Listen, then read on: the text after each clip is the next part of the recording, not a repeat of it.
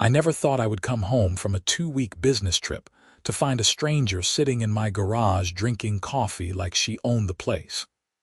My name is Grant Johnson, and I have been living in Meadowbrook Estates in Aurora, Colorado for the past 5 years. The neighborhood always had a homeowners association, but it was generally manageable until Patricia Hendricks took over as HOA president 8 months ago. She was the textbook definition of a busybody, always finding new rules to enforce and new violations to cite. I had dealt with her complaints about my mailbox being half an inch too far from the curb and my grass being a 1/4 inch too tall, according to her personal measurements. But nothing could have prepared me for what I discovered on that Thursday afternoon in March.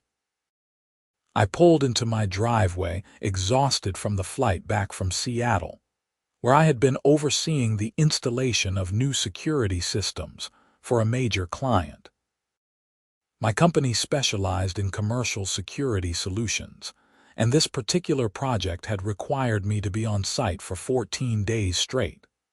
All I wanted was to grab a beer from my fridge, take a hot shower, and sleep in my own bed. The drive from Denver International Airport had taken nearly an hour due to traffic, and my shoulders ached from hunching over blueprints and computer screens for 2 solid weeks. As I approached my house, something looked different. My garage door was closed, which was normal, but there was an unfamiliar silver Honda Accord parked in front of it. I frowned, wondering if maybe my neighbor had guests who parked inconsiderately. I grabbed my suitcase from the trunk and headed toward my front door, keys already in hand. That was when I heard it, the faint sound of a phone conversation coming from inside my garage. My blood ran cold. Someone was in my garage. I immediately thought about calling the police, but curiosity and anger got the better of me. This was my property. I walked quietly to the side door of the garage, the one that led directly from my backyard. My hand shook slightly as I turned the knob, half expecting it to be locked. It opened easily. What I saw inside made my jaw drop. My garage had been completely transformed. The tools I had organized on pegboards were gone. My workbench had vanished. The storage shelves that held camping gear, holiday decorations, and boxes of old electronics had disappeared. In their place was a full office setup. There was a large white desk with a computer monitor, a printer, filing cabinets, a small refrigerator, and even a decorative plant in the corner. Motivational posters hung on the walls where my Colorado Avalanche pennants used to be. And sitting at the desk, her back to me, was Patricia Hendricks herself, talking loudly on her phone about HOA violation reports. Yes, I am telling you, the enforcement is much easier now that I have a dedicated office space, Patricia said into her phone. I can file reports immediately and keep all the documentation organized. The previous setup working from home was just not efficient enough. I stood there in complete shock for what must have been 10 seconds before I found my voice. What the hell are you doing in my garage? Patricia spun around in her office chair, her eyes widening for just a moment before her expression shifted to something between annoyance and defensiveness. She was wearing a cream-colored blazer over a floral blouse, her blonde hair pulled back in a tight bun. She held up one finger at me as if I was interrupting something important. "I will call you back, Margaret," she said into the phone before hanging up. Then she turned to face me fully, crossing her arms. "Mr. Johnson, I did not expect you back until next week." "That does not answer my question," I said, my voice rising. "What are you doing in my garage? Where is all my stuff?" Patricia stood up, smoothing down her blazer with an air of authority that made my blood boil. "If you would calm down, I can explain everything."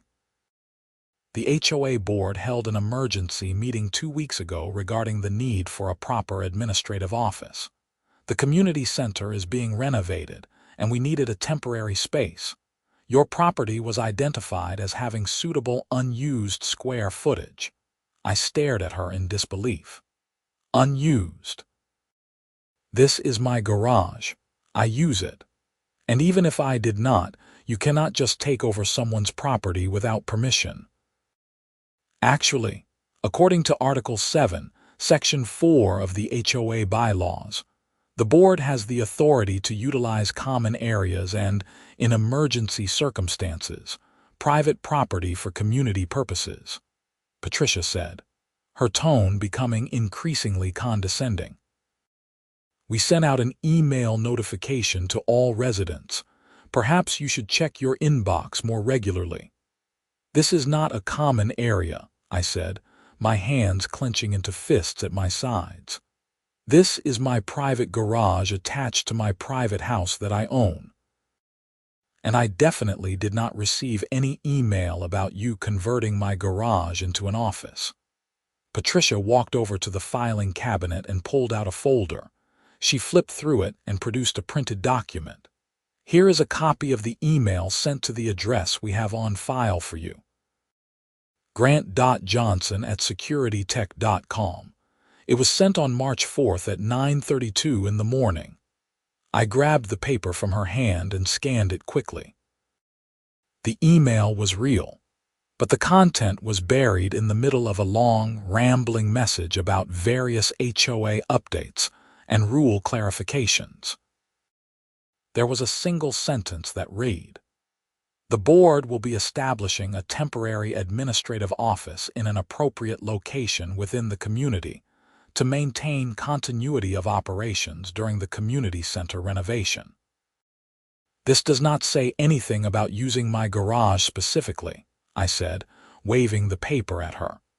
And it definitely does not constitute permission or legal authority to break into my property and remove my belongings. We did not break in, Patricia said defensively. We used the access provision. All homeowners are required to provide the HOA with emergency access information. You listed your garage code as 4729 in your homeowner information packet. I could not believe what I was hearing. The emergency access information was supposed to be for actual emergencies, like a burst pipe flooding into a neighbor's property or a fire, not for the HOA president to redecorate my garage into her personal office. Where is my stuff? I demanded. My tools, my workbench, everything that was in here. Patricia returned to her desk and pulled out another document. All items have been cataloged and placed in temporary storage. We rented a storage unit at Public Storage on East Mississippi Avenue.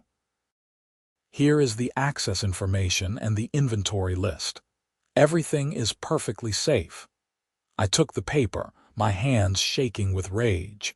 You put my belongings in a storage unit without asking me, without my permission. The HOA is covering the cost of the storage unit for the duration of the office usage, Patricia said, as if that made everything okay. Once the community center renovation is complete in approximately 6 to 8 weeks, we will move the office back and return your items. 6 to 8 weeks. I repeated, you think you are going to use my garage as an office for 2 months? That is the current timeline, yes, Patricia said. I understand this is an inconvenience, but we all have to make sacrifices for the good of the community. The HOA provides valuable services, and we need a functional workspace to continue those services. I took a deep breath, trying to calm myself down enough to think clearly. Patricia, I am going to say this as clearly as possible. You need to leave my property right now. Pack up your stuff and get out. Her expression hardened. I am afraid I cannot do that. The board has authorized this usage and I have work to complete. The spring violation inspections are next week and I have dozens of notices to prepare. I do not care about your violation notices, I said. This is my property and you are trespassing. If you do not leave right now, I am calling the police. Patricia actually laughed at that. The police. Mr. Johnson, this is a civil matter regarding HOA bylaws. The police cannot help you. If you have an issue with the board's decision, you are welcome to file a formal complaint and request a hearing. The next board meeting is in 3 weeks. This is not a civil matter, I said, pulling out my phone. This is criminal trespassing. You are in my garage without my permission, and I am asking you to leave. I have already explained that we have authorization under the bylaws, Patricia said, her voice taking on a sharp edge. You are being completely unreasonable about this. It is just a garage, Mr. Johnson. Most people would be honored to help the HOA in this way. That was it. I dialed 911. Patricia watched me with an expression that suggested she thought I was making a huge mistake, but I did not care. The dispatcher answered, and I explained the situation as calmly as I could. I need police at my residence. There is someone in my garage who refuses to leave. My address is 1527 Maple Ridge Drive in Aurora. The dispatcher asked a few clarifying questions about whether anyone was in danger or armed. I confirmed that it was a trespassing situation and that I wanted the person removed from my property. She told me officers would be there within 15 minutes. You are making a big mistake, Patricia said after I hung up.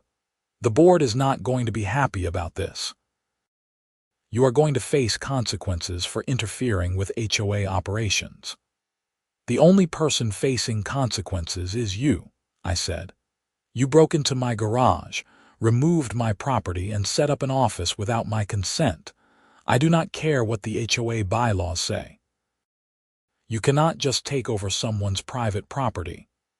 This is exactly the kind of attitude that makes HOA management so difficult, Patricia said, sitting back down at her desk. Homeowners like you think the rules do not apply to them. You think you can just do whatever you want without considering the community. I was not even here, I said incredulously.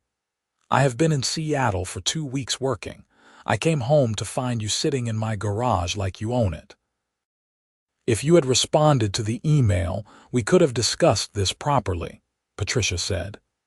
The email that did not actually say you were taking over my garage, I shot back. We stood in tense silence for the next 10 minutes. Patricia made a show of continuing to work on her computer, typing away and occasionally sighing loudly as if I was being a huge inconvenience to her. I waited by the door, arms crossed, making sure she did not try to remove any documents or damage anything out of spite. Finally, I heard the sound of a car pulling up outside. I went around to the front of the house and saw an Aurora Police Department cruiser parked on the street. 2 officers got out, both looking like they had dealt with their share of neighborhood disputes. The older one was a tall man with graying hair, and his nameplate read Officer Mitchell. The younger one was a woman with dark hair pulled back in a ponytail, Officer Ramirez according to her nameplate. "Are you the homeowner who called?" Officer Mitchell asked as they approached. "Yes, sir." "Grant Johnson, thank you for coming. You said someone is trespassing in your garage," Officer Ramirez asked, glancing toward the closed garage door. "Yes, the HOA president. She converted my garage into an office while I was out of town on business. She is in there right now and refuses to leave." The officers exchanged a glance. Officer Mitchell nodded toward the garage. "Can you show us?" I led them around to the side door. When we entered, Patricia was still sitting at her desk, but she had put on reading glasses and was reviewing a document as if she was too busy to be bothered. "Madam, I am Officer Mitchell with Aurora PD. This is Officer Ramirez. We received a call about a trespassing situation. Can you explain what you are doing here?" Patricia stood up and smiled politely at the officers. "Officers, thank you for coming, but I am afraid there has been a misunderstanding. I am Patricia Hendricks, president of the Meadowbrook Estates Homeowners Association. I am using this space as a temporary office with full authorization from the HOA board. Do you have permission from the property owner to be here? Officer Ramirez asked. The HOA bylaws provide authorization for community use of properties under specific circumstances, Patricia said, walking over to her filing cabinet again. I have all the documentation right here. She pulled out a thick binder and started flipping through it. Officer Mitchell held up a hand to stop her. Madam, I am not asking about HOA bylaws. I am asking if the owner of this property, Mr. Johnson here, gave you permission to be in his garage. Patricia hesitated. The bylaws provide the necessary authorization. That is not what I asked, Officer Mitchell said patiently. Did Mr. Johnson personally give you permission to use his garage as an office? No, but the HOA has the authority to, Patricia started. So that is a no, Officer Ramirez interrupted. Mr. Johnson, do you want this person on your property? No, I do not. I want her to leave immediately, I said firmly. Officer Mitchell turned back to Patricia. Madam, the property owner is asking you to leave. You need to gather your belongings and exit the premises. This is ridiculous, Patricia said, her face flushing red. I have legal authorization through the HOA. You cannot force me to leave. Actually, we can, Officer Ramirez said. This is private property, and the owner has the right to decide who can be here. HOA bylaws do not override property rights. If you refuse to leave, you will be arrested for trespassing. Patricia looked back and forth between the officers and me, clearly not believing this was happening. I am going to file a complaint about this, both against Mr. Johnson and against the Aurora Police Department for failing to understand civil HOA matters. That is your right, madam, Officer Mitchell said. But right now, you need to leave this property. I need time to pack up my office supplies, Patricia protested. You have 10 minutes, Officer Ramirez said, checking her watch. Patricia glared at me with pure venom in her eyes before turning back to her desk. She started grabbing items and shoving them into boxes that were stacked in the corner. As she worked, she muttered under her breath about ungrateful homeowners and the lack of respect for community leadership. The officers and I watched as she packed. It became clear that Patricia had brought quite a bit of equipment and supplies. Besides the computer and printer, there were multiple boxes of files, office supplies, and even a small space heater. I cannot carry all of this in one trip, Patricia said after a few minutes. Then make multiple trips, Officer Mitchell said. But you need to have everything out within the hour. Patricia made several trips back and forth to her Honda Accord, loading up her car with boxes and equipment. Each time she passed me, she would make snide comments under her breath about how I was going to regret this and how the board was going to take action. After about 40 minutes, most of her belongings were loaded into her car. The desk, filing cabinets, and small refrigerator remained. That furniture does not belong to me, Patricia said.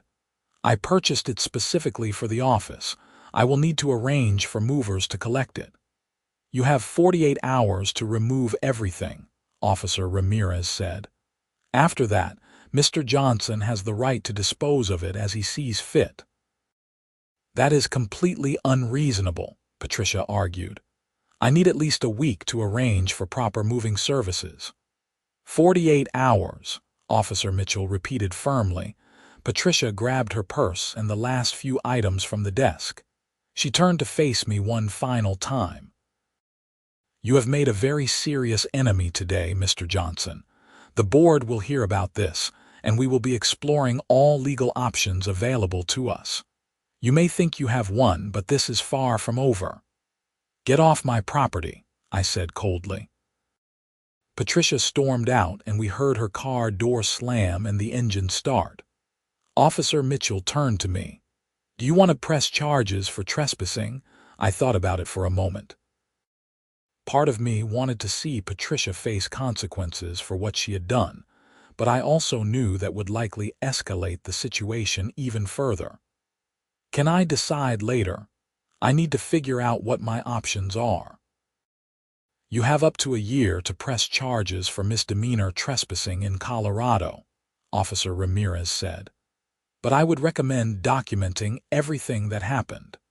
Take photos of the garage, keep copies of all communications, and make a list of all your property that was removed.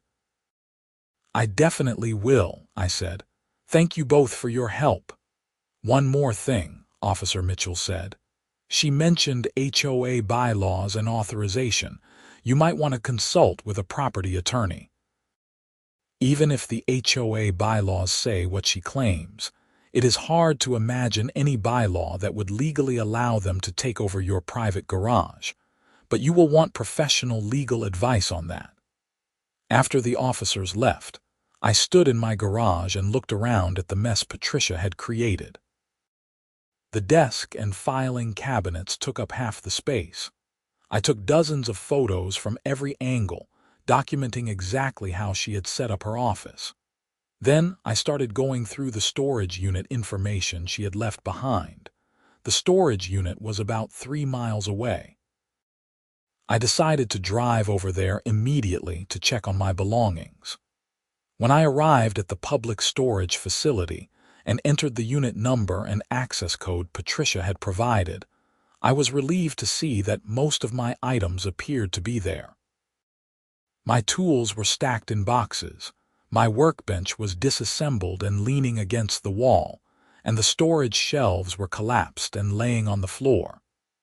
Everything looked like it had been hastily thrown in without any care for organization or potential damage. I spent an hour taking inventory and photos of everything. Several of my tools had scratches and dings that had not been there before. A box of Christmas ornaments had been crushed under the weight of my power tools. My camping tent had a torn corner. I documented all the damage carefully. When I got back home, it was nearly 8 in the evening. I ordered a pizza and sat down at my kitchen table with my laptop. Time to do some research. I started by pulling up the complete HOA bylaws for Meadowbrook Estates. I had received a copy when I bought the house, but I had never read through the entire document. It was 73 pages of dense legal language. I searched for Article 7, Section 4 that Patricia had mentioned. When I found it, I read through it 3 times to make sure I understood what it actually said. The section discussed the HOA's authority to maintain common areas and to access private property in emergency situations, such as water leaks, fire hazards, or structural issues that posed a danger to neighboring properties.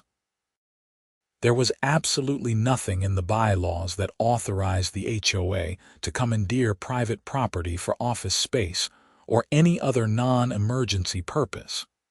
Patricia had either completely misread the bylaws or deliberately misrepresented them, hoping I would not bother to check.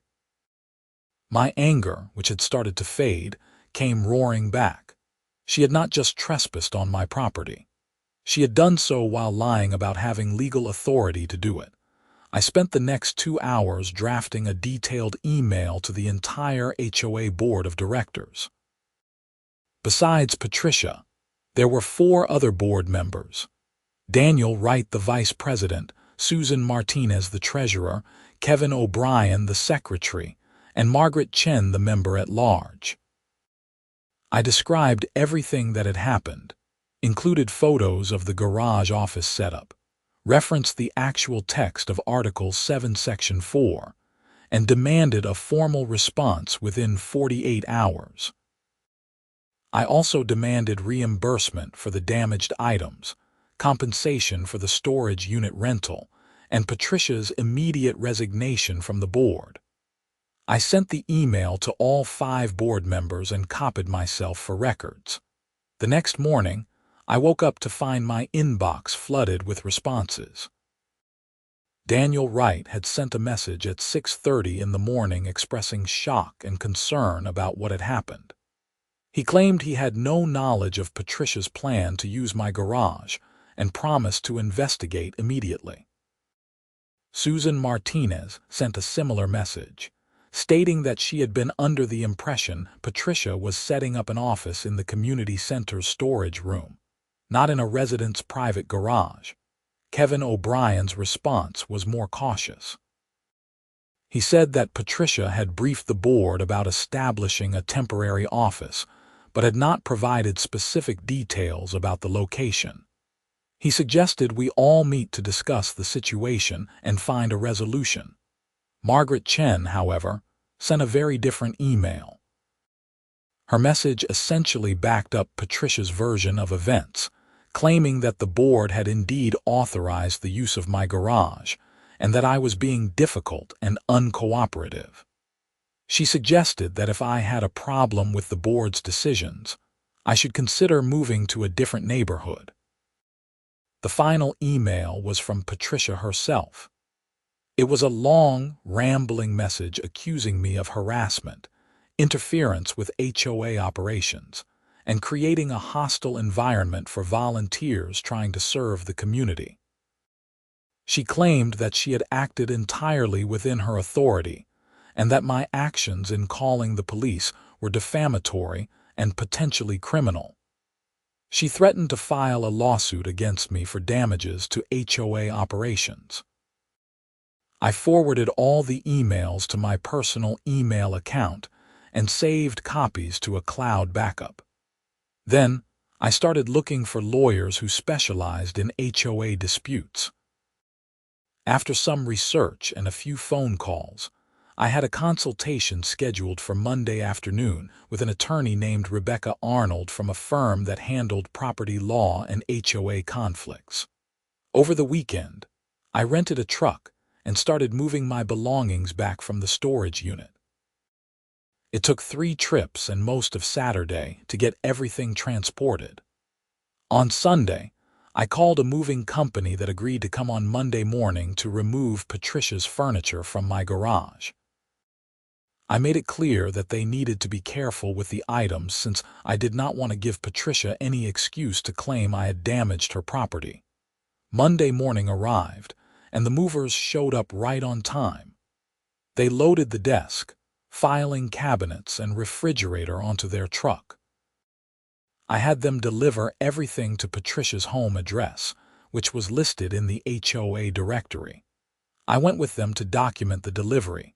When we arrived at Patricia's house, she came storming out before the movers could even lower the truck's ramp.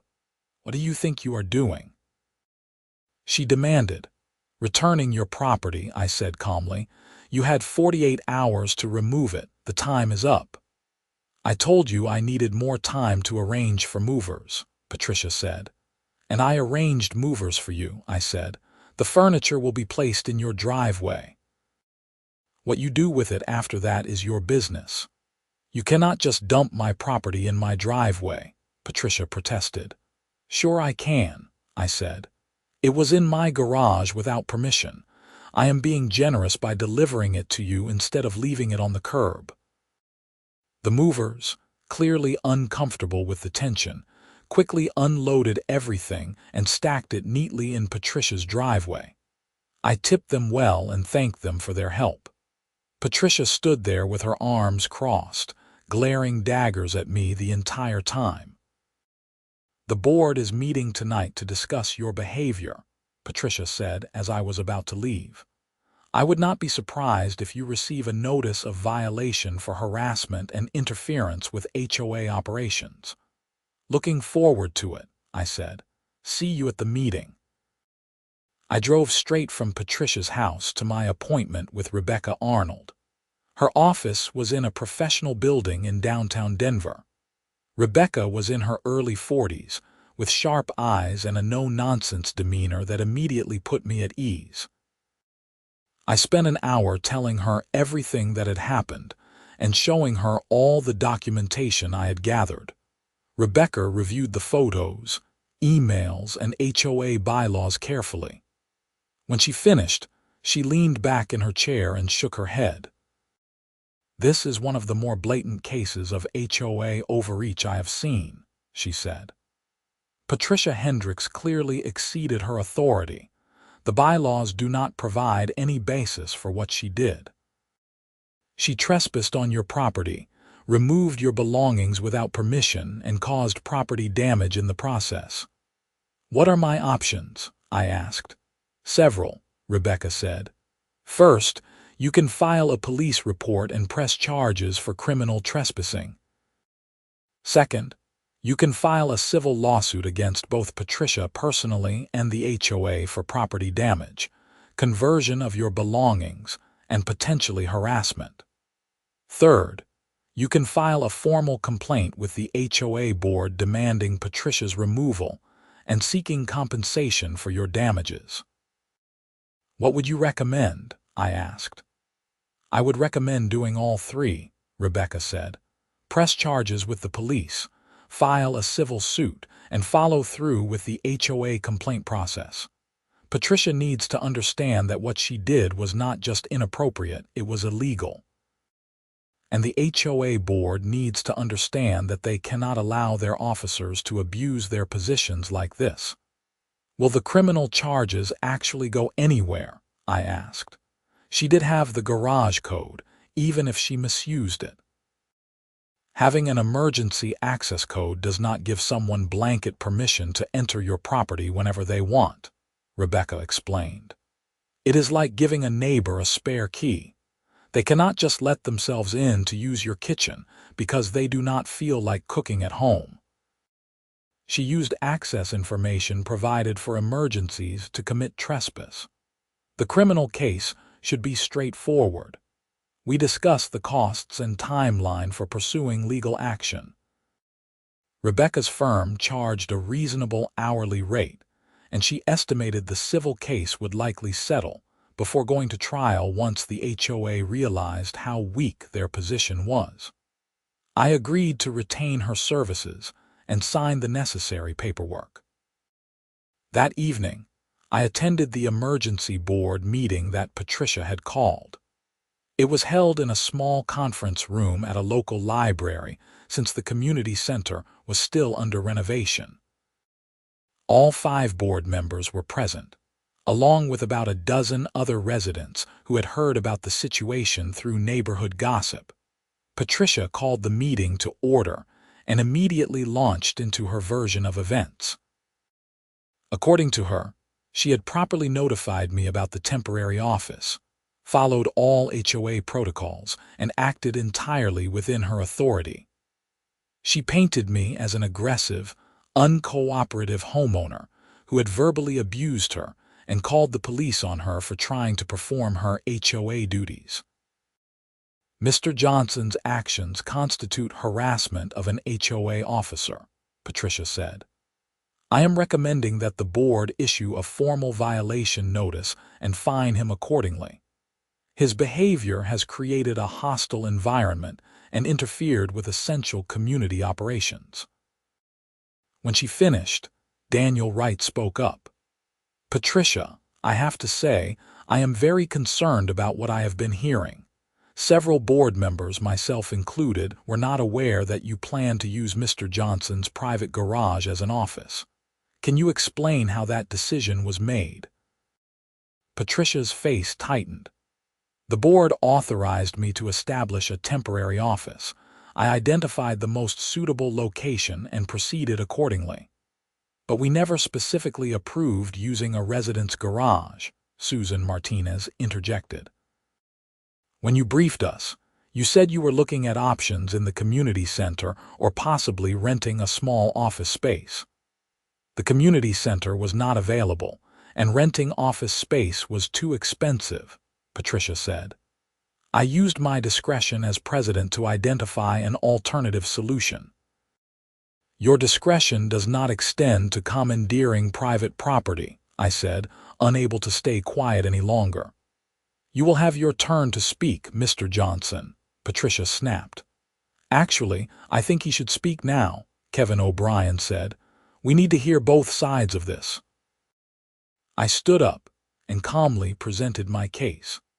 I showed the board the photos of the garage office, explained how I had returned home to find Patricia in my property without permission, and read the exact text of Article 7, Section 4 of the bylaws that Patricia had misrepresented. I also presented the inventory of damaged items and the receipts for the storage unit. The room was silent when I finished. Several of the other residents who had attended the meeting were shaking their heads in disbelief. One elderly man in the back even said, "That is ridiculous," loud enough for everyone to hear. Margaret Chen was the first board member to speak. "I think we need to remember that Patricia has done excellent work for this community. She has increased HOA revenue through better enforcement and has kept our neighborhood looking pristine. We should not let one misunderstanding overshadow all her contributions." "This is not a misunderstanding," Daniel Wright said firmly. "This is a serious violation of a homeowner's rights." I move that we issue a formal apology to Mr. Johnson and reimburse him for all documented damages and expenses. "I second that motion," Susan Martinez said immediately. Patricia looked like she had been slapped. "You cannot be serious. I acted in the best interest of the community." "The vote is on the table," Kevin O'Brien said. "All in favor." Daniel, Susan, and Kevin all raised their hands. Margaret Chen kept her hands firmly in her lap. Patricia, as the subject of the motion, abstained. "Motion passes 3-1, Kevin said.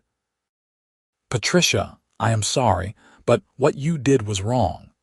The HOA will reimburse Mr. Johnson for his expenses and damages." I also move that we require HOA officers to receive formal approval from the full board before making any decisions that impact individual homeowner properties. Susan Martinez said. That motion also passed 3-1, with Margaret Chen being the only dissenting vote. After the meeting, Daniel Wright pulled me aside. "I want to apologize personally for what happened. Patricia has been increasingly difficult to work with over the past few months. She has been issuing violation notices for minor things that previous boards never cared about. Several residents have complained, but we kept hoping she would moderate her approach. This situation is the final straw. I am going to be calling for a vote of no confidence at the next regular board meeting." "I appreciate that," I said. "But I need you to know that I have retained a lawyer and will be pursuing this through legal channels as well." Daniel nodded. "I understand. The HOA has insurance for this kind of thing. Our insurance company will probably want to settle quickly to avoid bigger costs down the road." Over the next week, several things happened in rapid succession. First, I filed a formal police report with the Aurora Police Department. The officer who took my statement reviewed all the evidence I had gathered and agreed that there was sufficient basis for criminal trespassing charges. The case was referred to the district attorney's office for prosecution. Second, Rebecca Arnold filed a civil lawsuit on my behalf against both Patricia Hendricks personally and the Meadowbrook Estates HOA. The lawsuit sought compensation for property damage, conversion of property, emotional distress, and legal fees. Third, the HOA board held a special meeting and voted 3-2 to remove Patricia as president. Margaret Chen had voted in Patricia's favor, but she was outnumbered. Patricia was given the option to remain on the board as a regular member, but she angrily resigned entirely. The neighborhood gossip mill went into overdrive. It turned out that I was far from the only person who had problems with Patricia's heavy-handed enforcement style. Once the news spread about what she had done with my garage, dozens of other residents started coming forward with their own stories of unreasonable fines, harassment over minor issues, and threats of legal action. One elderly woman named Dorothy told me that Patricia had fined her $300 because her azalea bushes were the wrong shade of pink, according to the landscaping guidelines. Another resident said Patricia had personally measured his grass with a ruler and issued a violation notice because it was exactly 1.6 inches tall instead of the required 1.5 inches. The more stories that emerged, the clearer it became that Patricia had been using her position as HOA president to bully residents and exert control over every aspect of neighborhood life. About 3 weeks after the garage incident, I received a call from a detective at the Aurora Police Department. Detective Sarah Coleman introduced herself and explained that she had been assigned to investigate the trespassing case against Patricia Hendricks. "I have reviewed all the evidence you submitted," Detective Coleman said. "The case is pretty clear-cut. Miss Hendricks entered your property without permission, used access codes for an unauthorized purpose, and refused to leave when asked. The district attorney's office has authorized me to move forward with formal charges." "What happens next?" I asked. "I will be contacting Miss Hendricks to schedule an interview," Detective Coleman said. "She will have the opportunity to provide her side of the story. After that, the DA will make a final decision on whether to file charges. Given the evidence, I expect charges will be filed." "Will I need to testify or anything like that?" I asked. "Possibly, if the case goes to trial," Detective Coleman said. "But most misdemeanor trespass cases are resolved through plea agreements. Miss Hendricks will probably be offered a deal that includes probation, community service, and restitution for any damages." 2 weeks later, I received notification that Patricia Hendricks had been formally charged with criminal trespass. The charges were misdemeanor level, but they carried potential penalties of up to 6 months in jail and a $1,000 fine. Meanwhile, the civil lawsuit was progressing. The HOA's insurance company reached out to Rebecca Arnold to discuss a settlement. They offered to pay for all my documented damages, the storage unit rental, the moving costs, and $5,000 in compensation for the inconvenience and emotional distress. Rebecca advised me that the offer was reasonable, but that we could potentially get more if we pushed harder. However, she also cautioned that going to trial would be time-consuming and expensive, even if we won. I thought about it carefully. The money was not really the point. I wanted Patricia to understand that she could not treat people's property like her personal kingdom. The criminal charges would accomplish that better than any civil settlement. I agreed to accept the HOA's offer with one condition. Patricia could never hold any position in the HOA again, and that restriction would be written into the settlement agreement and the HOA bylaws. The insurance company agreed, and we finalized the settlement. I received a check for $8,300, which more than covered all my actual expenses and compensated me for the hassle. The criminal case took longer to resolve. Patricia initially fought the charges, claiming she had acted in good faith under what she believed was proper authority. Her lawyer tried to argue that the situation was a civil dispute between her and me, not a criminal matter. The district attorney's office was not buying it. They pointed to the fact that Patricia had been asked to leave by both me and the police officers, yet she had initially refused.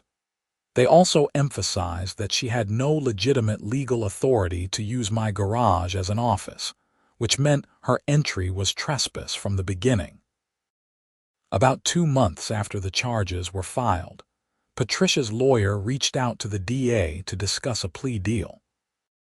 The DA offered to reduce the charges to criminal mischief if Patricia would agree to plead guilty, accept 1 year of probation, complete 100 hours of community service, and pay restitution for the property damage.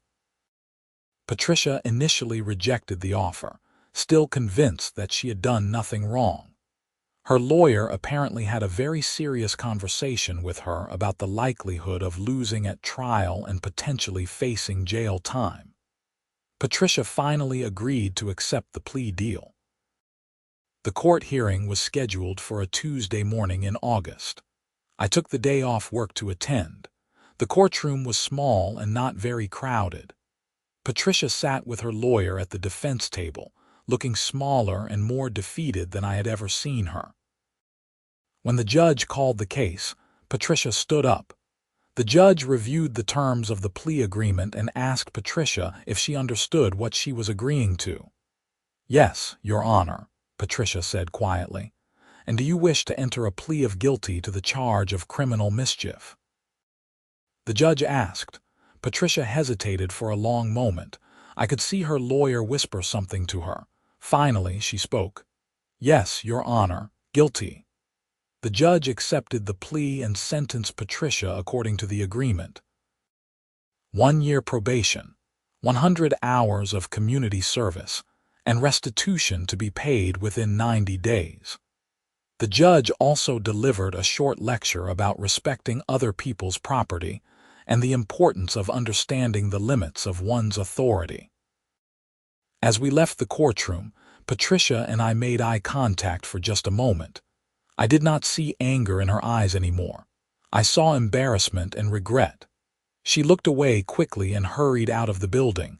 I felt a strange mix of emotions, relief that it was over, satisfaction that justice had been served, but also a small amount of sadness that things had escalated to this point. If Patricia had just asked permission or handled things properly, none of this would have happened.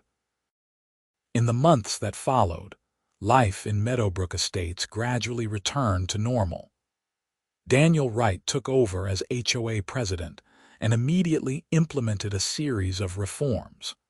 The violation enforcement process was overhauled to require more documentation and oversight before fines could be issued.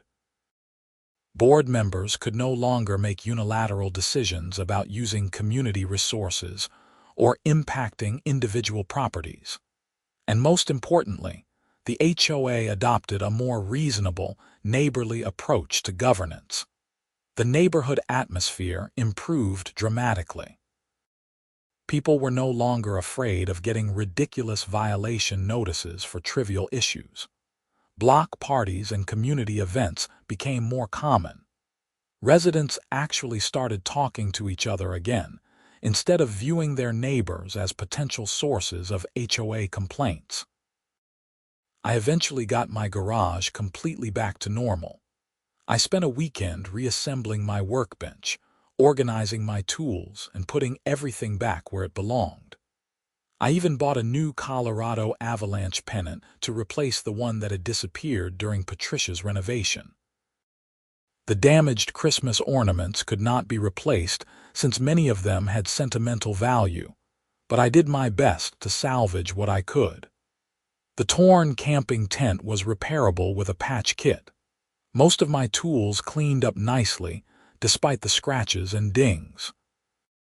One Saturday afternoon, about 6 months after the whole incident, I was working in my garage on a woodworking project when someone knocked on the side door. I opened it to find Dorothy, the elderly woman who had been fined for having the wrong color azaleas. "I hope I am not interrupting," Dorothy said. "I just wanted to thank you for standing up to Patricia. After you took her to court, I filed a complaint with the board about my fine. They reviewed it and refunded the money, said it was an improper citation." "I am glad they did the right thing," I said. "A lot of us are glad you did what you did," Dorothy continued. "Patricia made this neighborhood feel oppressive. Now it actually feels like a community again." We chatted for a few more minutes before Dorothy headed home. As I returned to my woodworking, I reflected on the whole experience. It had been stressful, expensive, and time-consuming, but it had also been necessary. People like Patricia exist in every community, and they count on others being too intimidated or too busy to fight back. Sometimes you have to stand your ground, even when it is difficult. The storage unit rental that Patricia had set up was eventually canceled, and I received confirmation that the HOA had paid all the associated costs as part of our settlement. The final bill came to just over $400 for the month and a half that my belongings had been stored there. I also learned through the neighborhood gossip network that Patricia had moved out of Meadowbrook Estates entirely about 8 months after the criminal case concluded. Apparently, she found the social stigma of what had happened too much to bear. Several residents had stopped speaking to her, and she was no longer invited to community events. Margaret Chen, her one remaining ally on the board, had also chosen not to run for re-election when her term expired. The house Patricia had lived in was purchased by a young family with 2 kids who were friendly and low-key. They integrated into the neighborhood quickly and never once complained about HOA rules or tried to enforce violations against anyone. As for the community center renovation that had supposedly necessitated Patricia's need for an office space, it was eventually completed about 4 months after the garage incident. The project included a small dedicated office for HOA administrative work, complete with a desk, filing cabinets, and a computer. The office was about twice the size of what Patricia had set up in my garage, and it was available for use by any board member who needed it. Daniel Wright told me privately that the original plan had always included this office space, and Patricia had known that. She had apparently decided to take over my garage anyway, either out of convenience or out of some desire to assert her authority over a resident she viewed as not sufficiently deferential to the HOA. The whole experience taught me several valuable lessons about property rights, HOA governance, and the importance of standing up for yourself. I also learned to read HOA bylaws very carefully and to question anyone who claims to have authority they might not actually possess. I kept copies of all the documentation from the case in a file cabinet in my newly reclaimed garage. Every once in a while, I would pull out the photos of Patricia's makeshift office and marvel at the audacity of what she had tried to do. It served as a reminder that vigilance is the price of protecting your rights.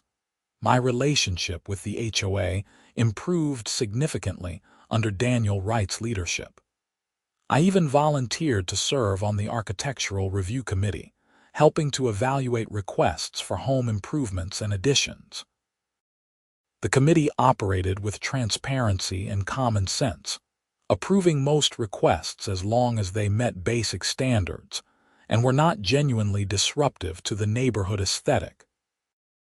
One of the first things I advocated for on the committee was clearer guidelines about what actually constituted a violation.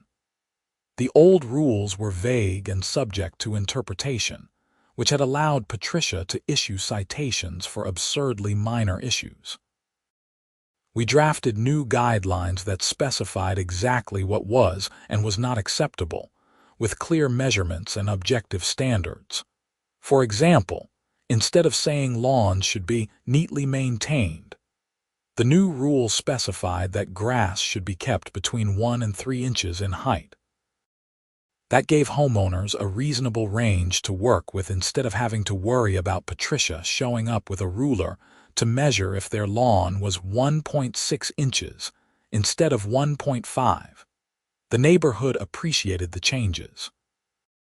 HOA dues remained stable, community services continued without interruption, and people felt respected rather than harassed. It turned out that effective HOA governance did not require authoritarian enforcement or invasive monitoring. It just required reasonable people making reasonable decisions. I did occasionally wonder what Patricia was doing and whether she had learned anything from the experience. I hoped that she had gained some perspective and would treat people better in whatever community she had moved to. But I suspected that people with her mindset rarely changed. She probably viewed herself as a victim of ungrateful homeowners, rather than recognizing that her own behavior had created the problems. The criminal record she now had would hopefully serve as a deterrent if she ever tried to take on an HOA leadership role again. Any background check would reveal the criminal mischief conviction, and any responsible board would think twice about putting someone with that history in a position of authority. My neighbors and I settled into a comfortable rhythm. We looked out for each other, maintained our properties to reasonable standards, and respected each other's privacy and autonomy. The HOA functioned as it was supposed to, as a background organization that maintained common areas and handled administrative tasks without intruding on individual rights. About a year after everything happened, the annual HOA meeting was held to elect board members and discuss the year's activities. I attended, as I did every year, and was pleased to see strong attendance from other residents. Daniel Wright gave a presentation on the improvements that had been made to HOA governance and the positive feedback the board had received from residents. During the open comment period, several people spoke up to thank the board for creating a more welcoming atmosphere. One person specifically mentioned the contrast with the previous administration and how much better things were now. When the meeting concluded, several neighbors invited me to join them for drinks at a local bar. We spent the evening swapping stories about Patricia's worst violations and enforcement actions. It had become something of neighborhood lore, the legend of the HOA president who turned someone's garage into an office. As we laughed and shared stories, I realized that the whole ordeal had actually brought the community closer together. We had a shared experience of dealing with an unreasonable authority figure, and we had collectively decided that we deserved better. The neighborhood was stronger because of what we had been through. I drove home that night feeling genuinely grateful for where I lived. The house itself was great, with good bones and a layout I loved. The location was convenient to work and had easy access to shopping and entertainment. And now, the HOA was functional and reasonable rather than oppressive and intrusive. When I pulled into my driveway and saw my garage, I smiled. It was just a garage again. No desk, no filing cabinets, no motivational posters. Just my tools, my workbench, and my storage shelves exactly where they belonged. I unlocked the side door and flipped on the light. Everything was organized and in its place. I ran my hand along the workbench, remembering the shock of coming home to find Patricia sitting in here like she owned the place. It felt like it had happened a lifetime ago, even though it had only been a year. The experience had changed me in subtle ways. I was more aware of my rights as a property owner and more willing to assert those rights when necessary.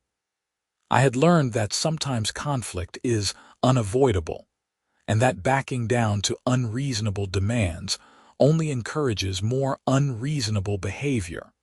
I had also learned the importance of documentation. The photos I took, the emails I saved, and the careful records I kept had been crucial to proving my case both in the civil lawsuit and the criminal charges. Without that evidence, it would have been my word against Patricia's, and the outcome might have been very different. Most importantly, I had learned that standing up for yourself is worth the effort, even when it is difficult and stressful. There were moments during the legal process when I questioned whether it was worth the time and money. But in the end, the principle mattered more than the inconvenience. Patricia needed to face consequences for her actions, and the community needed to see that residents would not tolerate abuse of power. As I turned off the garage light and headed into the house, I felt a deep sense of satisfaction. My home was truly mine again. My garage was my space. And my neighborhood was a place where people respected each other's rights and treated each other with basic decency. The story of Patricia and the garage office became a cautionary tale in our community and even spread to neighboring HOAs. Other boards reached out to Daniel Wright to learn about the reforms we had implemented and how we had improved relations between the HOA and residents. Several nearby communities adopted similar guidelines and oversight mechanisms to prevent their own boards from overreaching. In a strange way, Patricia's actions had sparked a positive movement toward better HOA governance throughout the area. Her attempt to exert excessive control had backfired so spectacularly that it served as a warning to other HOA officers about the limits of their authority. I never saw Patricia again after the court hearing. She had effectively disappeared from my life as quickly as she had intruded into it. But the lessons from that experience stayed with me. I remained active in the HOA, attended meetings regularly, and made sure to stay informed about any proposed changes to policies or bylaws. I would never again be caught off guard by someone misrepresenting their authority or taking advantage of my absence. The garage itself had become something of a symbol for me. Every time I worked on a project in there or organized my tools, I was reminded of how important it is to defend your space and your rights. The garage was not just a place to store things or work on projects. It represented autonomy, property rights, and the principle that no one can simply take what belongs to you just because they have a title or position.